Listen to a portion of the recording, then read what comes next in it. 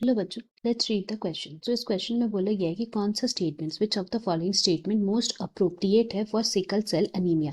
जहाँ पे स्टेटमेंट्स हमें क्या क्या दिए गए हैं। ए में बोला it can not be treated with iron supplements. B में बोला it is a molecular disease. C में है it confers resistance to acquiring malaria. और डी है all of the above. So इस क्वेश्चन की अगर हम की कॉन्सेप्ट के बारे में बात करते हैं then that will be sickle cell anaemia.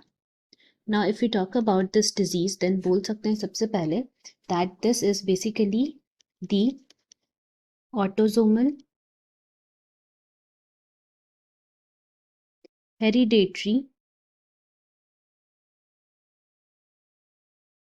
disorder,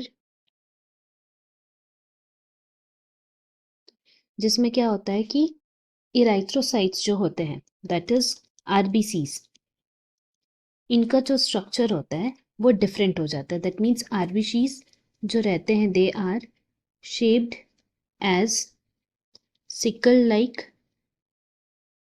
structures बना लेते हैं and that is the reason क्या होता है this leads to oxygen deficiency. Because उनका नॉर्मल स्ट्रक्चर नहीं रहता है तो ऑक्सीजन वो कंबाइन नहीं कर पाते हैं। एंड क्यों नहीं कंबाइन कर पाते हैं इज दैट इनमें वी नो कि आरबीसीज जो होते हैं in that we find haemoglobin. Now ये जो हेमोग्लोबिन होते हैं they are responsible for oxygen binding after which वो पूरे बॉडी के टिश्यूज में पास आउट होते हैं। नाउ ये जो हेमोग्लोबिन है वो सिकल सेल ट्रेट के वजह से उनका जो स्ट्रक्चर है वो बदल जाता है, सिकल लाइक हो जाता है। दैट इज द रीजन ये जो हेमोग्लोबिन का स्ट्रक्चरल डिफरेंसेस होता है उसके वजह से what happens is oxygen deficiency हो जाता है। एंड ये मेनली कब होता है, mainly during strenuous exercises and at high altitudes में ऑक्सीजन डेफिशिएंसी हो जाता है। सो इसी को ही हम लोग सिकल सेल एनीमिया बोलते हैं because of the shape of cells और दैट इज आरबीसी जो चेंज होते हैं। नाउ ये जो हमारा हेमोग्लोबिन रहता है उसमें सिकल लाइक ट्रेट हो जाते हैं। उसका एक स्पेशल कैरेक्टरिस्टिक्स है, वो कैरेक्टरिस्टिक्स है is that they protect against malaria.